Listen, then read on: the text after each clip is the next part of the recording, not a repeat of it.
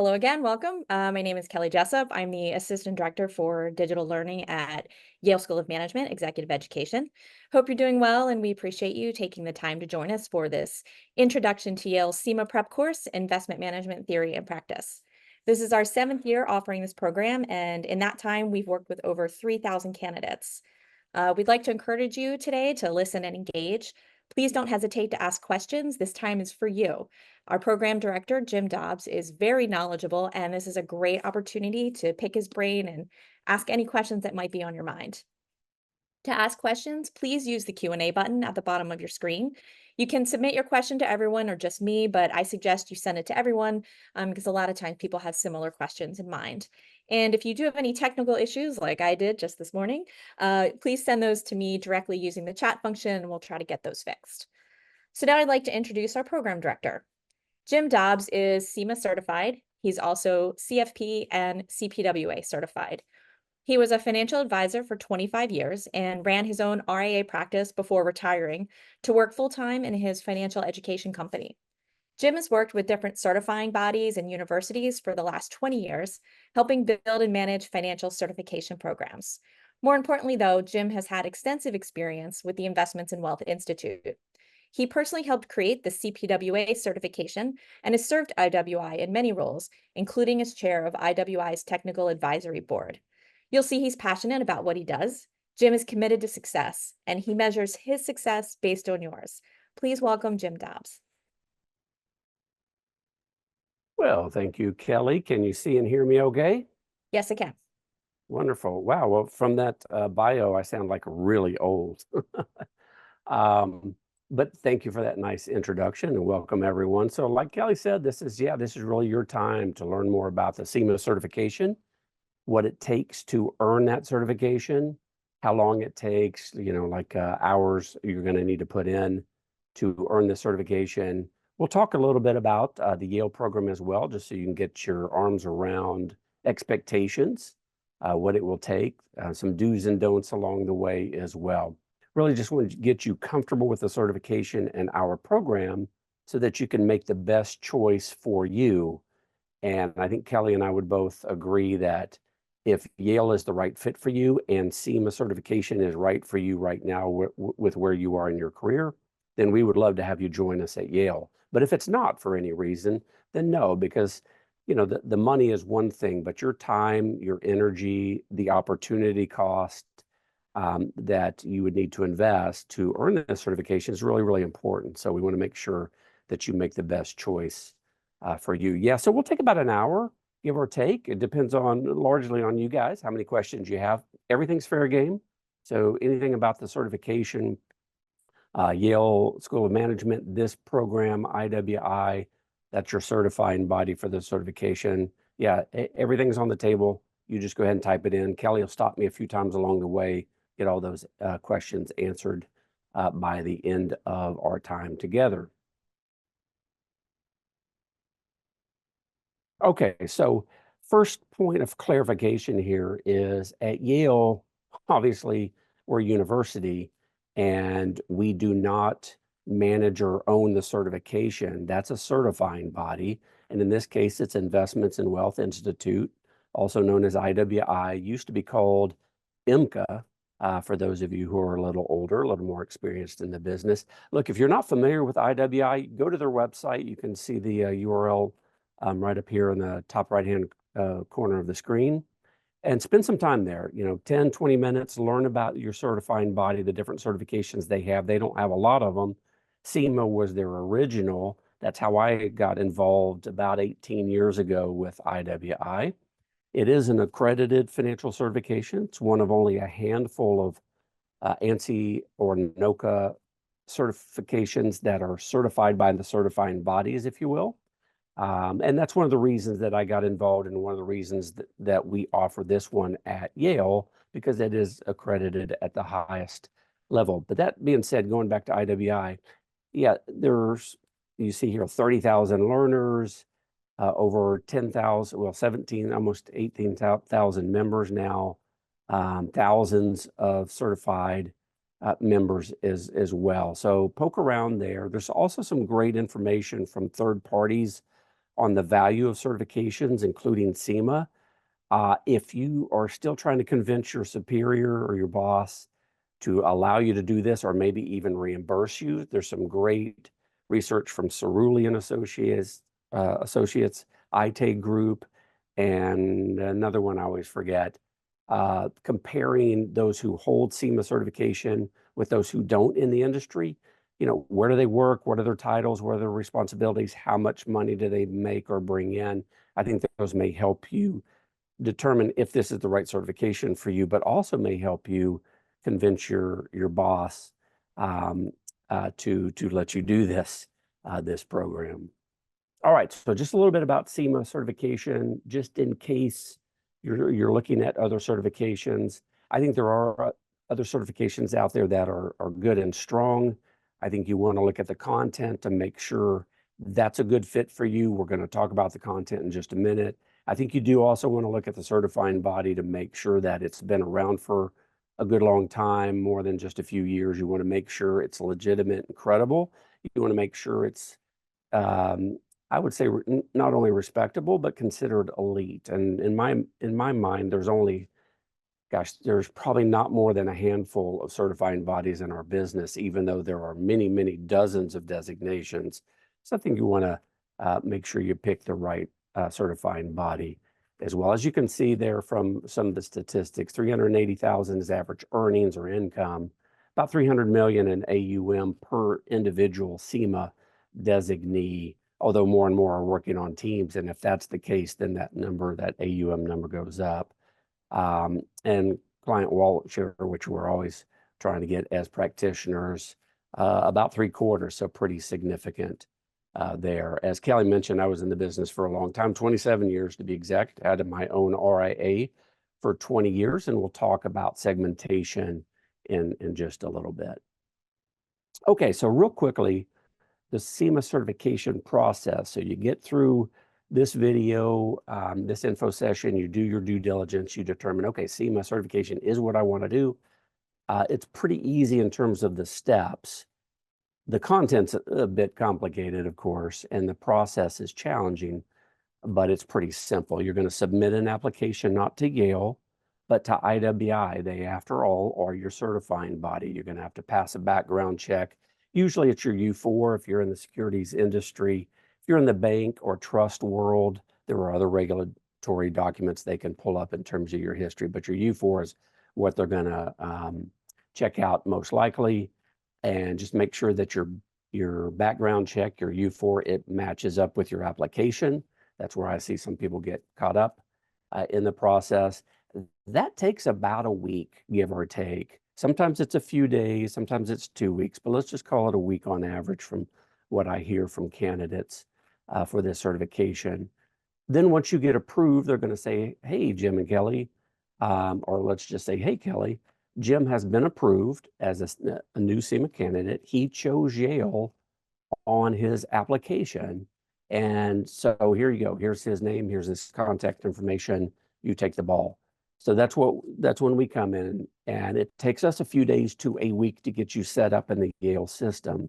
So the whole timing mechanism, if you will, is about 2 weeks. So this is not one of those where you just log in, you pay your money, and in an hour you're up and running. No, this is a full-blown deal, both from IWI and Yale in terms of their processes. It's going to take about 2 weeks from the time that you apply. Okay, so you've applied, you've been accepted. They got your name, IWI got your name over to Kelly. We get you set up at Yale. And then you're going to work through our education course. I'll show you that in just a minute, talk about what's required. After you complete our course, the test prep for you will open up. You'll see it in your course. You just can't access it until you pass the course. And I did that for a couple of reasons. One, IWI does require some kind of formal separation between a registered education course and the test prep. And the other is I really don't even want you thinking about the details of an exam, the certification exam, until you've gotten through the videos. And the videos are just myself, Toby Moskowitz, Roger Ibbotson, John Nersessian, and others, just going through lectures, video lessons. just like if you were in class, it's just we all did it in the Yale studio and you're watching on demand. So you're going to watch those, you're going to take some tests, some pretty simple tests after those videos. And I really just want you really nailing down your foundation. That whole process is going to take you 30 to 40 hours. We'll talk about that in a minute. Okay, so once you completed the course, you start studying for your certification exam. That's process number 3 there. You're going to pass that certification exam. Then IWI is going to send you confirmation of that. A little bit more paperwork. You're going to have to do another background check, or they'll do it on you. Pay your initial licensing fee, which is a few $100s, and then you're on your way. So that is the process. Pretty simple and straightforward. Hey, if you didn't know, and if you hadn't been on IWI's website recently, you probably wouldn't know. They still have scholarships available. They started this a few years ago. I keep waiting for this to end, and I'm happy it hasn't. These scholarships range, as you can see there, from $1,000 to $5,000 per candidate. That's a lot of money. If it's me, if I'm you, I think it's worth 5 or 10 minutes to fill out their pretty simple scholarship form. Now that alone to get your yay or nay back, and if you're a yay, how much money did you get? That can take another week to 2 weeks, and you're going to do that before you apply for candidacy. So actually, this would be the first step if you're interested in the certification. Just reach out to them. It's an online form that you fill out on their website, and you can see it right there, the URL, or you can just go into IWI's website and in the search feature, type in scholarships, and it'll come right up. So yeah, 5 or 10 minutes. If you think, as you look on the left-hand side of the screen there, any of that criteria fits you, my goodness, yeah, absolutely. Go ahead and apply, see if you get one of those $1,000 to $5,000 scholarships.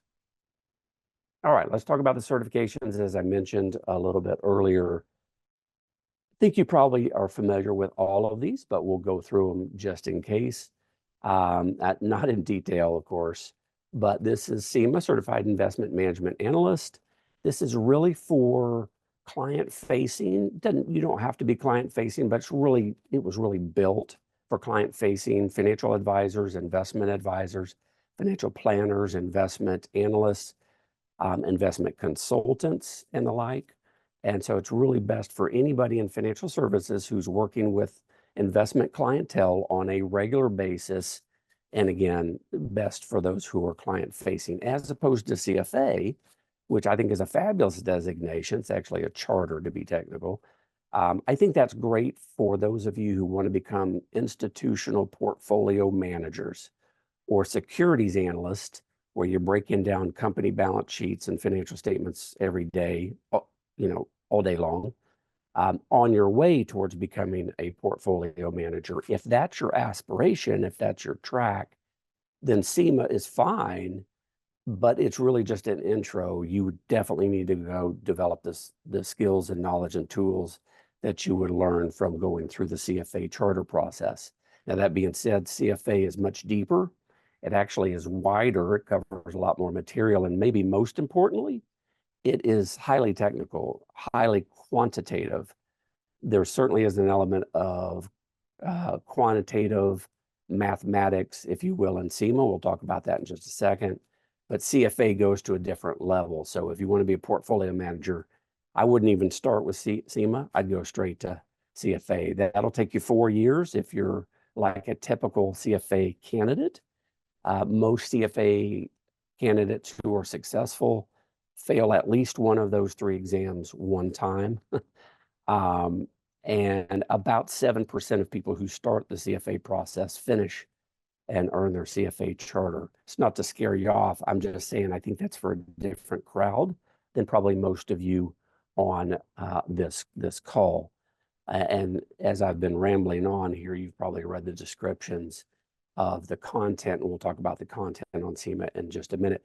CIMA is different than CFP in that CIMA is a deeper dive than what you probably did in your CFP program. Now, look, there are literally hundreds of CFP registered programs. I was director of education at CFP for a short bit, 20 years ago. And back then we had 356 different programs. I think there's more now. So my point there is there's a pretty broad array of quality and coverage of investments in those CFP programs.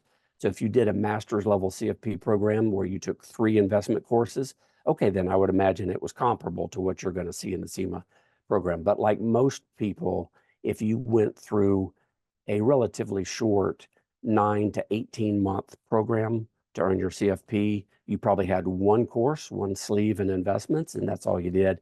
CIMA is going to go much, much deeper than you or I, when I did my CFP, experienced in going towards that certification. Then CPWA is the sister program of CIMA at Yale. Those are the 2 financial certification programs we offer at Yale School of Management. And that is Certified Private Wealth Advisor. So that's a more advanced take on financial planning. It's really meant for those who are CFPs already or have those comparable skills, but now they need to upskill, if you will, and their clients are worth 5, 10, 20, $50 million, and they need to develop a deeper knowledge in tax, estate planning, asset protection, intergenerational wealth transfer, those kind of things. Investments is just one piece of the CPWA curriculum, but CIMA is all about investments. Before we look at the content, just a quick note there on typical time commitment. I mentioned 4 years or more for CFA, which would make the most sense given who that curriculum is trying to help train. CIMA and CPWA, about 6 months. I'm going to give you actually a more definitive timetable here in a minute, but 6 months is what you should think of coming in the door, unless you're a 20-year veteran, you hold a number of deep dive certifications already, or if you're new to the business and it's going to take you longer than 6 months, you can certainly get it done in less time if you're an advanced or seasoned professional. CFP is about 18 months, about a year and a half. It's pretty normal for CFP candidates. There's just a lot more there. That being said, I think all of these exams are comparable in difficulty, as you'll see from pass rates. CPWA probably has the most advanced, experienced candidates not probably, they certainly do, across the board of all these certifications. So I think a typical CPWA candidate can get through more quicker. But don't let the 6 months fool you. That doesn't mean, oh, this is way easier than CFP. No, there's just less material. In fact, I would argue the CIMA exam is definitely pound for pound, question for question, more challenging than CFP. There's just less content and the exam is shorter.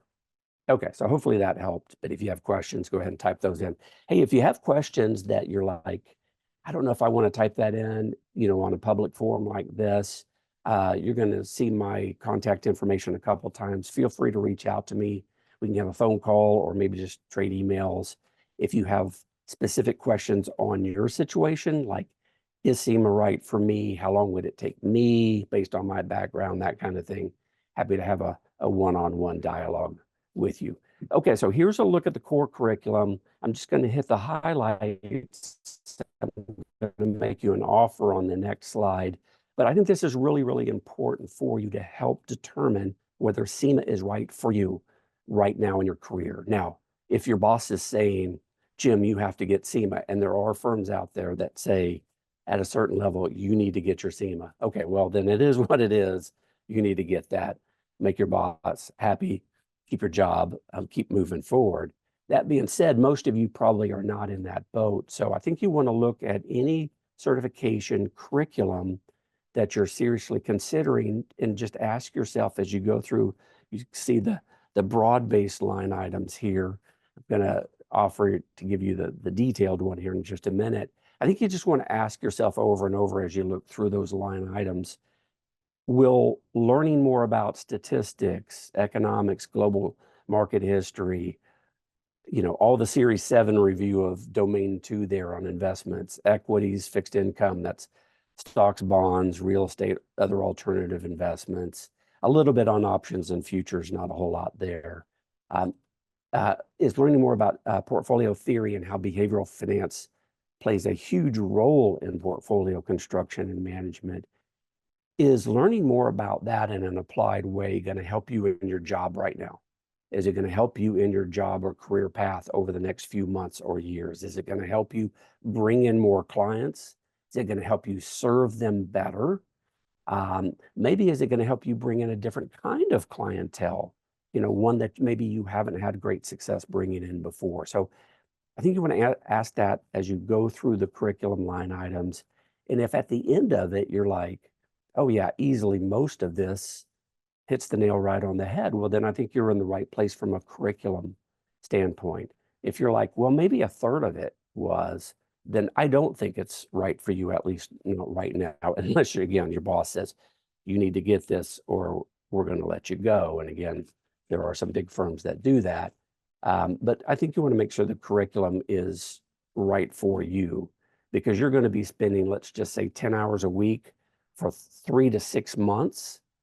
That's a huge opportunity cost for you. There's a lot of other things you could be doing other than studying this in great detail in an applied format. So I just want to make sure you get the curriculum right in terms of your decision. All right, here's that offer. So shoot me an email if you want a copy of this detailed content outline. It's the 5-pager with color coding and the exam weightings. You can pull it off of our website. You can go to the certifying body IWI's website and get it as well. But if it's easier, you just send me an email and I'll shoot you a copy of this and the formula sheet, lovely as it is. And it's a 2-pager. And some of that may look a little scary to you. It probably excites others of you. I'll mention something about the formula sheet here in just a minute, but back to the detailed content outline for a second. The other thing I want to mention, some of you have heard this, we are right in the midst of the job task analysis change. All legitimate certifications do an industry study, and in order to make the content relevant, keep it relevant, keep it up to date, and the exam, they go out to the industry experts. After you've earned the certification, you'll be on that list too, as I am. And every 3 to 5 years, you'll get a survey, and they're just asking, is this relevant? Is this relevant? How important? How list in terms of priority, all these line items. It literally will take you half an hour to fill that out, but it's really, really important because the certifying body needs to know what you guys are doing in the field and what's most important to you, your firm, and your clients. So we're in that right now. The new exam comes out August 1st. It's really not going to impact you because you're going to be studying the new material. Some people in this last month are trying to do the exam before the changes take place on August 1st. All that being said, let me just say this. I've been doing this for 20 years, I think, as Kelly mentioned, with the different certifications. I've seen a lot of these job task analysis. Every once in a while, when the exams and the curriculum base changes significantly, this is not one of those times. The changes that they made in the last several years for this new exam and the new content outline are, I'm going to say, superficial, kind of high level. I don't mean not important. I just mean they're not significant from a content standpoint. They changed wording. They shifted some of the subcategories around. They only created one new category, no new domains. The domains are the big categories. What I call section categories, if you will. They only added one new one, but every subject line underneath it existed before. It was just in a different heading. So there's really not much new. Digital assets, including cryptocurrencies, are the only, what I would say, significant smaller line item. And my guess is that will be one question on the new exam, maybe 2 at the most. So suffice to say, these are not big changes. I do not expect big changes in the exam in a few weeks when we hit August 1st. And again, unless you were to power through this within days to weeks, you're going to be taking the new exam anyway. And I don't think the cut pass score is going to change significantly. I don't think the pass rates are going to drop significantly or anything like that. So just want to put you at ease there in case you've heard the exam is changing. It is, but I just don't think it's going to be significant. Okay, formula sheet. We'll do formula sheet, Kelly, and then we'll see if we've got any questions to this point. Okay, so as you see here, you got the formula sheet. You're going to have this on the exam, so you don't need to memorize these. Unlike some other exams, they actually give you the titles right next to the formula. So you don't have to, it's not like modified duration is there, but they take off modified duration. So you have to remember that that's what it is. No, all the titles are going to be there. But you do need to know what they are, what they measure. Whoops, let's go back here. What they measure and when to use them. So here's a good example on the test. They may say, okay, Jim, here you're looking to make a change in your portfolio. You're replacing a certain manager. Here are 4 managers you're selecting from, and here are 6 metrics for each one of them. Choose the best new manager for your portfolio, given that you're going for, in this particular asset class or strategy, you're going for performance, and you're going for performance with consistency over time. Okay, well, immediately you're thinking alpha or something like that. Of course, there are different ways to calculate alpha, but beyond alpha, you're going for consistency and over time, so some kind of duration. If you know that information ratio, somewhere in here, right side, about 2/3 of the way down, has a form of alpha or outperformance divided by tracking error. And so that's your clue for that's how you're going to answer that question. You don't have to remember the formula, it's right here. But if you know it's alpha divided by tracking error, which is based on time over time, then you know that you're using information ratio. You just plug in the numbers for those 4 fund managers, and you're going to take your best information ratio. So that's a good example of how you're going to use the formula sheet. So in other words, you don't need to memorize it, but you really need to be comfortable using all these formulas.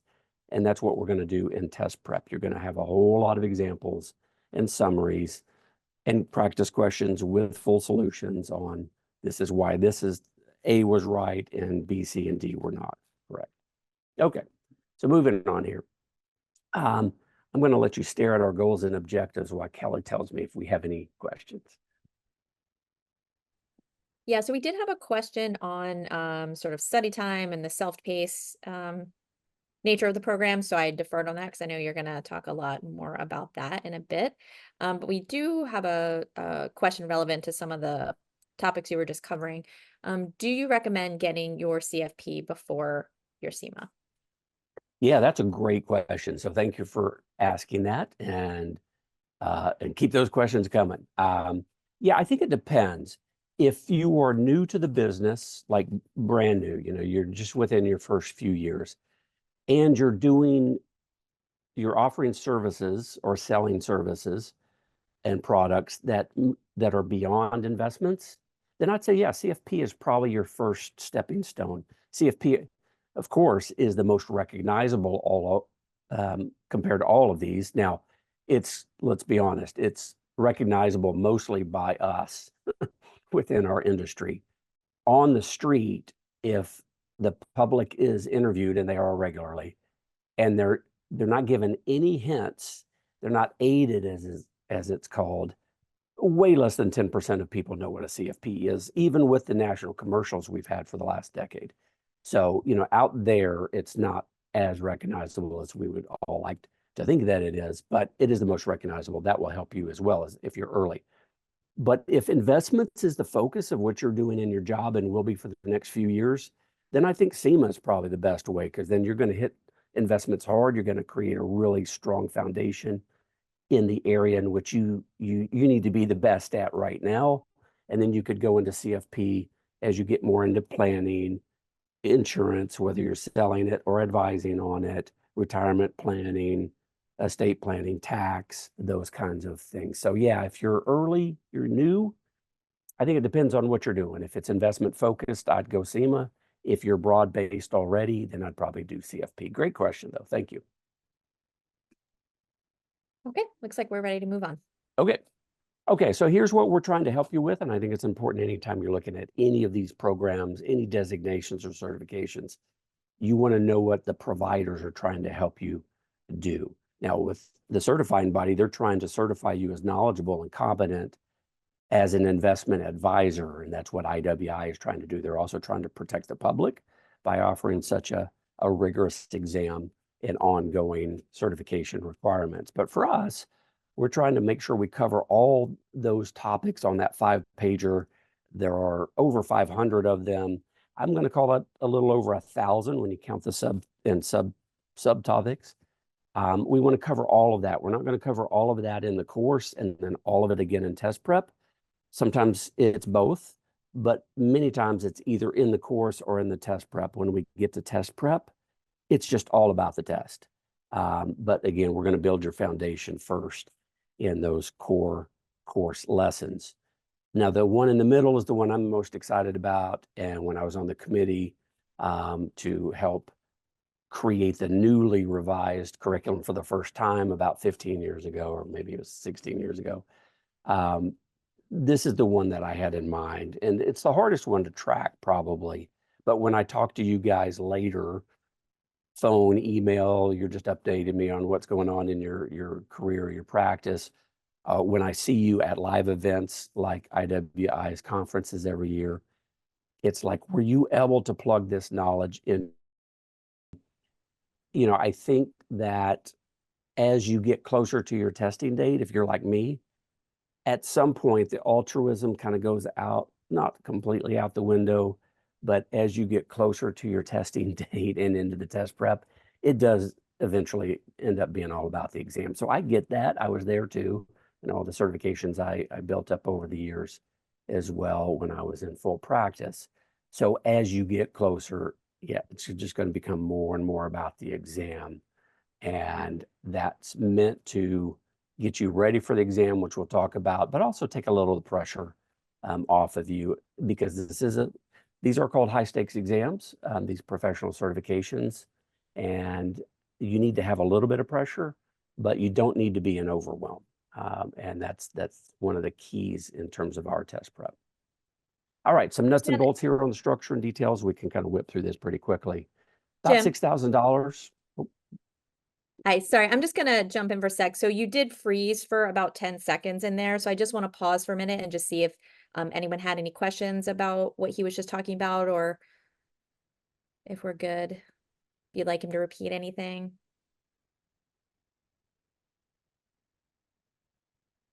Okay, if you haven't noticed, so yeah, where is it? There we go. I'm on the other side of the world. So yeah, we could have a little drop off here, here or there. But anybody jump in there, Kelly? Yeah, we did get a question, but I think not about what you were just talking about. But since we've paused, I'll just ask it. Okay. I understand CIMA is investment focused. Does it cover any general information on planning? Sort of related to, Yeah, good question. previous Yeah, question. good question. On investment planning, yes. There's a lot in terms of client discovery, behavioral finance, both before, during, and after implementation. But in terms of financial planning, no. That would be, yeah, again, squarely for CFP. Good question. Okay, I've not seen any questions come in about that one Okay. slide, so I think we're good to go. Thank you. But yeah, feel free to just type those in whenever you got them. Okay, so about $6,000. You know, not on the super high end of financial certifications, but I'm going to say on the high end of the mid range. So not insignificant. Again, $1,000 to $5,000 scholarship is pretty outstanding if you can get one of those from IWI. We don't have anything like that at Yale. No discounts, no scholarships, anything like that for this particular program. So you'll need to go through them. But again, as I mentioned, I think maybe for most of you, the bigger cost is actually your time. So you want to make sure the certification's right for you and that Yale is a good fit for you as well. But that $6,000 or just under it covers everything if you choose Yale. Now you may need to get some test prep if you go to another choice.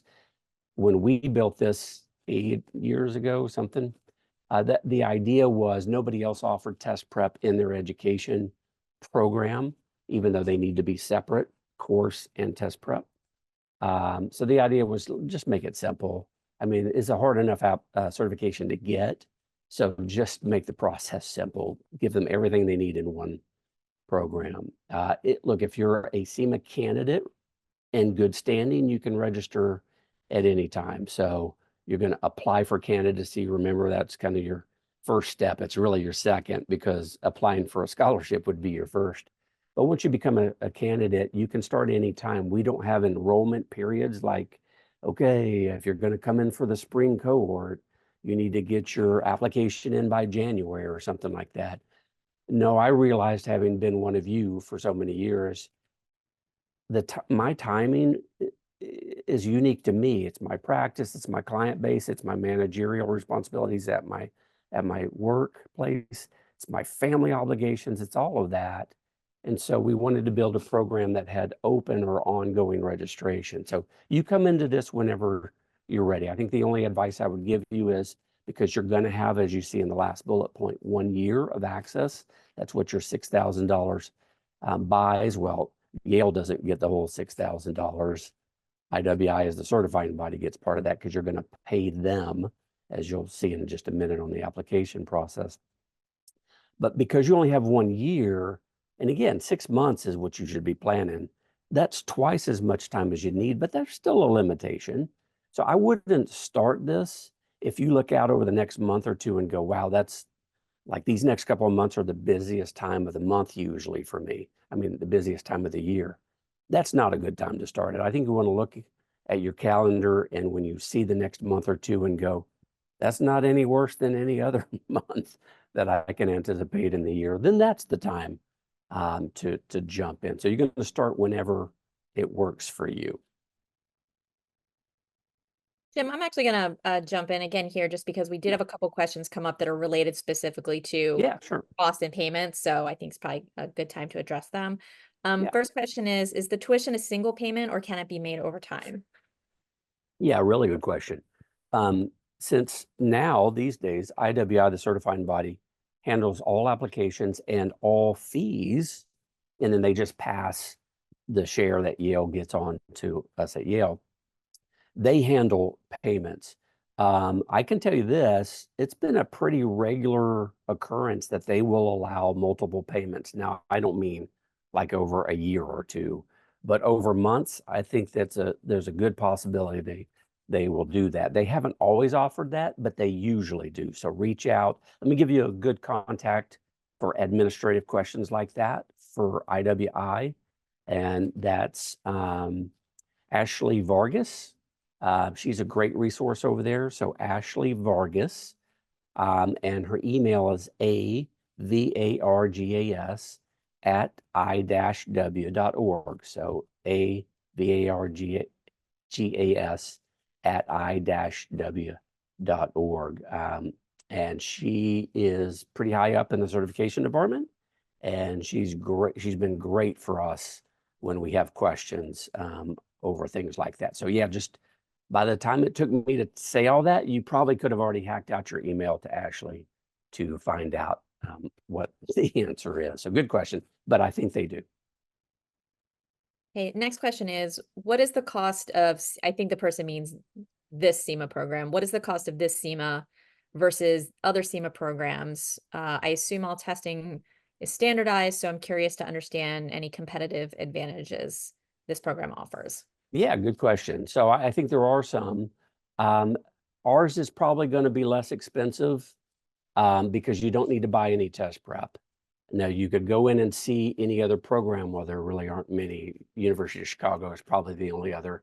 Australia has a program. You're probably not going to fly down there. So you're probably looking at Chicago. You're probably going to have to buy test prep. So you want to look at not just the marquee price in case they're less expensive, because they adjust their prices periodically. But you're probably going to need to buy test prep from, well, Wiley used to have it, Kaplan used to have it. I don't think either one of those have it anymore. But so that being said, the price is going to be relatively close. I think the biggest difference is our program's fully online. We spend a lot of time and money on our test prep, and I'll just leave that there. I'll also say that I'm very proud of our pass rates. IWI now says nobody can talk about their pass rates in specifics, so you'll need to ask IWI. I wish they would allow us to share the pass rates. I'll just leave that one there as well. You can go look and see what the overall pass rates are on their website, but they won't break it down by school. You would need to ask them that directly. But I'm very, very proud of our participants, our candidates in that regard. But that being said, there's no magic bullet. I think the power of our test prep is we talk with you, especially Eric Rabanian, the program faculty that works with you when you have questions. We'll talk about that in a minute. And myself, we talk with you every week. Those of you who have taken the test, the certification exam, pass or fail. What did you see? What did you not see? What was hard? What was not hard? What was easy? What was unexpected? What about the math? Was there anything unexpected on the math? How deep did they go on that? We can ask all those questions and you can give us that feedback. What we can't do, and no program can do, is talk to you about specific wording of any question that you remember. Once we go into specific wording to set that up, then that's off limits. But we can certainly talk about what was on it and what wasn't, and you'll even see that in our discussion board, a very lively discussion amongst candidates, including those who have just taken the test. So with that in mind, there aren't many surprises on the exam. Oh, specifics in the wording and the way they test exactly. Yes, you have to experience it to know that. But in terms of topic coverage, yeah, very rarely are there surprises, and we spend a lot of time and money making sure we've got that right. So, okay, I've rambled on enough about that competitive advantage versus the others. So hopefully that helps a little bit. Okay, thanks. We're ready to move on. Okay. Okay, so 1 year, again, shouldn't take you a year, but we've given you a year. Thanks for the thumbs up there. And we can move on here. If I can get there we go. If I can get grounded here. Okay, so yeah, we didn't want to just create it online. We wanted to make it asynchronous. So you don't show up on a Tuesday night for a live recording. We actually beta tested that in the first year. And now these days we have 400 to 600 of you in the program at any time. In the old days, we might have 50 or 100. And when we would have 100 in the early days, like 6 people would show up to the live session with me or Toby Moskowitz or Roger Ibbotson. And it's like, that's just a little embarrassing at some point. So we decided to make everything on demand. And we do some live events every once in a while, but everything's on demand. So you're going to log in whenever you want to study. Wednesday afternoon at noon, Sunday morning at 7 before you go to church, Saturday night or whatever. It doesn't matter. You log in and you do your work whenever you want. We give you schedules and recommendations on how to move through both the course and the test prep. The test prep more so because you're going to spend more time there than you are actually the course. And we'll talk about that in a minute. But we wanted to make this completely asynchronous so you can get this done whenever you choose. You're also going to study at your own pace in that regard. I think that's really important. Some of you are going to want to power through this because you're kind of old pros, and half of this maybe is review for you. 14 days is the record. I'm not really trying to tempt you. I don't want you to rush, but people can get through this in a matter of weeks. Now that's an exceptional candidate. On the other hand, it may take you 9 months because you want to go slow and methodically, or you're new to the business. Maybe you have learning challenges or disabilities. I don't want the people moving fast to freak out, the people moving slow, and I don't want the people moving slow to really bore, frustrate those that are trying to fast track this. So you're going to move through at your own pace. You can download, copy, save, and print everything, so you really don't even need to be online when you're studying. To pass the course level test, you will. I'll talk about that in a minute. But otherwise, even the videos, you could download them as MP4s or MP3s to listen only, whatever you want to do there. Just don't share any of the information with anybody. It's for you as an individual participant in this program. That's the Yale School of Management policy. But other than that, you're free to put it on your own hard drive. All right, study time expectations are really, really important. I've already alluded to some of this, certainly. But yeah, I think 100 to 200 hours for most of you. On a population bell-shaped curve, there are some tails. They're not super fat.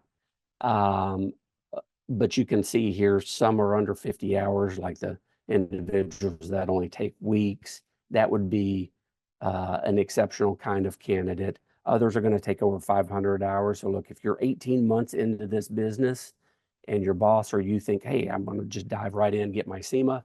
I don't have anything other than my 7 and my Series 60 something exam, your blue sky exams, then it's going to take you longer. It could certainly take you over 500 hours because you're playing catch up for a lot of things that your colleagues already know because they've been in the business longer. But I think 100 to 200 is going to cover most of you. If you've got at least 3 to 5 years experience in the business. Speaking of experience, 3 years is the experience requirement by your certifying body to use the certification, but you can start this process before then. I don't always recommend that, so that may be one that you want to reach out to me personally and see if it's a good idea. But you could work through this whole process, including pass your certification exam. Let's say you only had 2 years experience when you were done. Okay, you just have to wait that last year before you could start using the marks, because that is one of the requirements, and you'd have to wait till you hit that benchmark. But all of this, of course, depends on your skills, your experience, your prior knowledge, your study habits, all of those kind of things. But the idea is you can sit for this exam as early as you're able. All right, let's talk about the course a little bit here, and we'll see if we've got more questions. Okay, so as I mentioned, the course and the test prep are included in the platform, so it's all in one. But think of it as a part A and part B, or part 1 and part 2. Part A is the course. You got to get through that course, as I mentioned earlier at the outset of this session. Going to take you 30 to 40 hours. So you're going to go through the different sections of their IWI's curriculum, and you're going to watch videos. And so 30 to 40 hours, you're going to watch those video lessons, as I mentioned earlier, and you're going to take those tests. You can take those tests as many times as you need to. They're not proctored. They're just in their program. But again, the idea is to build a strong base before you get into all the nitty-gritty of the test prep. There's about 2,500 pages of readings that I've put together from a number of texts, including my textbook, the Investment Advisor Body of Knowledge, kind of the original CIMA textbook. Now that's many years old, 5 or 6 years old, something like that. But it is a nice, super detailed technical explanation for when you need a deeper dive.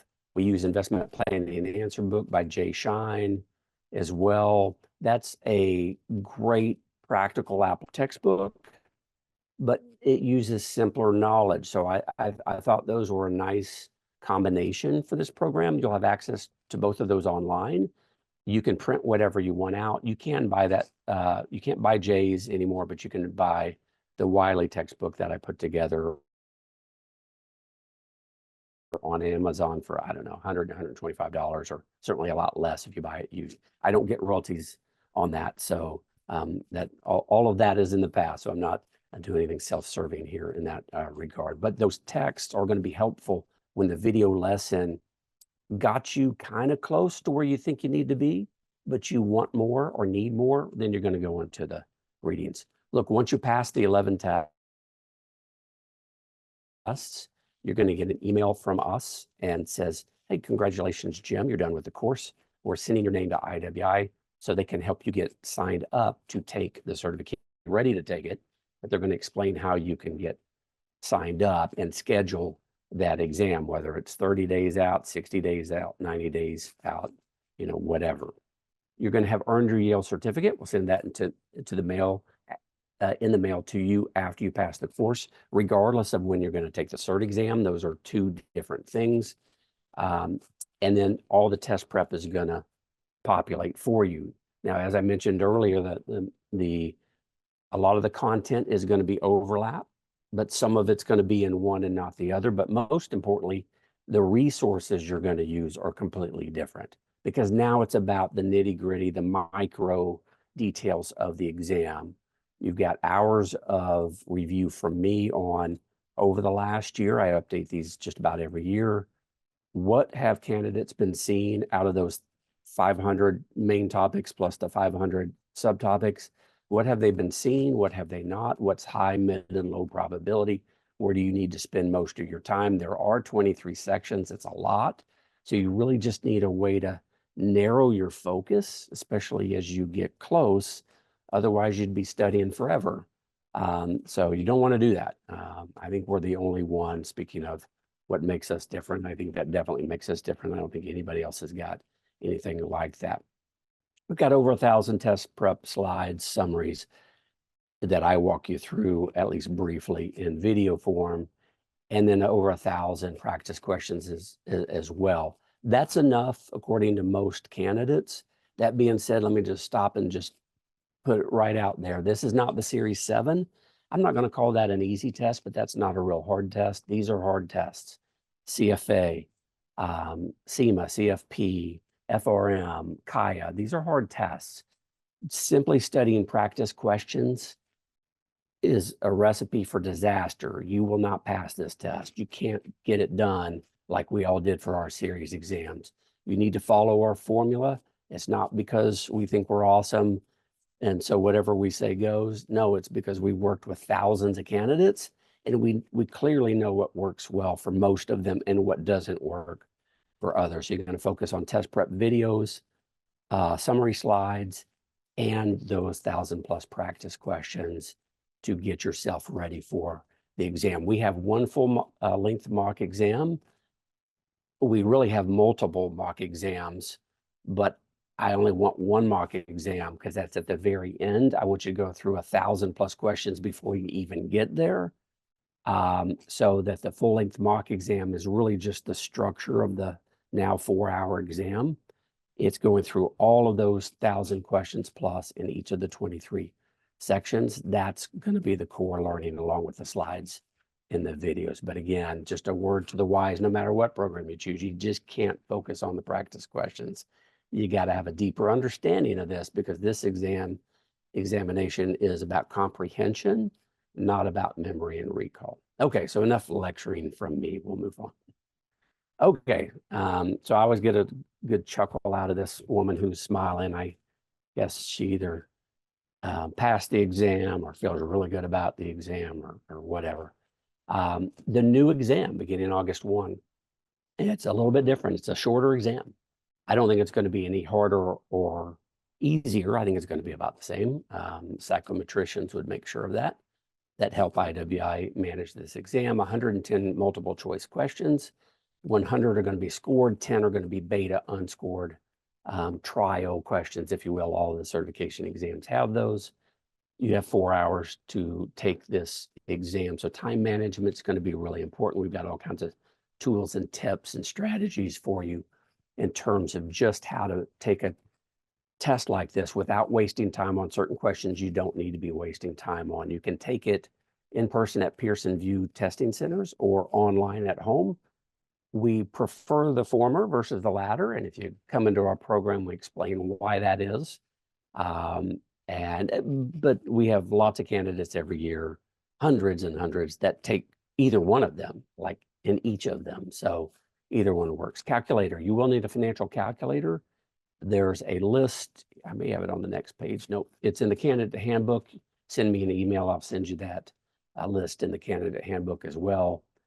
Here are the most popular financial calculators of candidates in our program. You don't have to use one of those. Those are just the more popular ones. But tvmcalcs.com, I've got the web address down there. If you're like, okay, well, I think I'm going to do this, but I'm not sure, but I really don't feel great about my financial calculator, look, just go onto that website. It's free and choose your financial calculator, and all the most popular calculators are there. And then just spend half an hour to an hour going through the 12 to 15 calculation samples he has on that website. That will get you ahead of the game. If you can do those, there are only 1 or 2 other calculations that you'll probably need to do in our program. So that's time well spent if you don't feel great about your skills on the financial calculator. All right, where's my help as we kind of wind this down? Really important. This is meant to be self-study, but there is help. Having done this for many, many years, I kind of know where the challenges lie, so I can get ahead of those with certain videos and test best practices, tips and videos. The discussion board is outstanding. It's very, very lively. Each of those 23 3 sections is there. I leave the best exchanges up there as an FAQ. So if you're struggling in an area and you don't want to burn one of your questions down there, you get 12 questions, 12 lifelines, as we call them.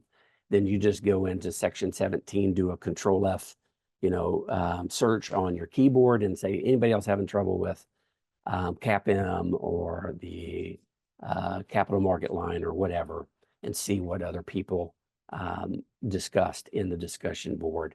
And we monitor and manage that very proactively. So that's a great study tool for you. You've got 8 to 5, Monday through Friday, Eastern staffs of both Yale and my education company to help you with logistics and administration. I forgot my login. How much time do I have left? Those kind of things. Canvas Tech Help is 24/7. So if your videos aren't looking good today, but they looked good yesterday, you just reach out through Canvas Help. And Ask the Expert is your 12 lifelines. We did a beta test on this early to figure out how many questions, since we're not priced or built as a 4 education or 4 degree program at Yale. It's under 12, but we thought 12 was a nice round number. Only about 3% of our candidates in the CIMA program, 3 to 3.5%, even use their 12 questions. So clearly not an issue. We've got the right number, but it is limited. So you're certainly going to want to use the other resources before you reach out for help from a faculty member. All right, for sake of time, I'll let you read through the faculty bios on our website, and there are more faculty with the full bios. Toby's outstanding. I've been working with him for between 15 and 20 years, not just in this program, but a number of other programs that we've put together. John Nersessian's great. Roger Ibbetson's a legend. It's just great to have him in our program. Feedback, as I mentioned, we take the efficacy of this program very, very seriously. We're not perfect, but we're always trying in terms of faculty and staff to make this the best it can be. And this whole time we've just been trying to help you figure out, is this going to meet the flexibility needs that you have with your busy schedule, both professionally and personally? Leveraging the different forms of learning. Are you a video person, practice problems person? Look, you need to use all the resources, but I get it that we're all going to lean towards certain resources more or less based on personal preferences. Comprehensive, I'm pretty sure we have the most comprehensive coverage. That does mean it may take you a little bit longer to get through all of our material, but that's okay. I think the success on the exam and in your practice is the proof in the pudding there. But you do need to have that motivation and self-discipline. I'm going to put out announcements in your cohort meaning when the month that you came into the program. I'm going to put those out weekly to you for the first 4 to 5 months. We're also going to send you old school emails to stay on top of mind, but you still got to have the schedule and the discipline to do this, because we know you're busy, but you've got to be motivated enough to do that. But if you are, and you are ready for a challenge, I do think this would be a challenge at some level for all of you, then we would love to have you come into the Yale family. But again, only if it's really a good, solid fit for you. How to get started, you can go through our website, which is just going to send you to IWI's website. You're going to apply for candidacy through the IWI website as your certifying body.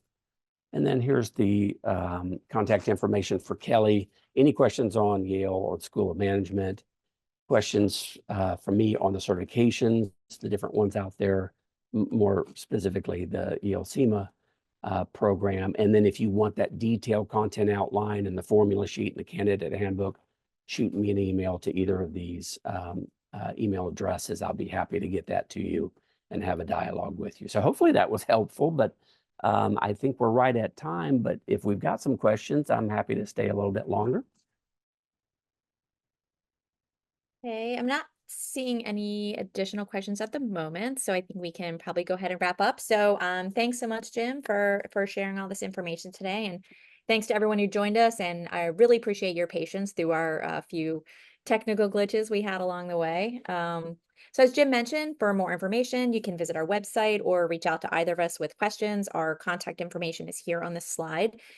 And in the next few days, we will be sharing this recording as well as the slides. So, you can always refer back to that and you'll have our contact information there as well. And yeah, we would love to see you in our program. Ultimately, though, it's really important to choose the right program for you. So, please do your research on that. But we'd love to have you as part of the Yale family. So thanks again for joining us today, everyone, and enjoy the rest of your day. Thanks, everyone. Bye-bye. Bye.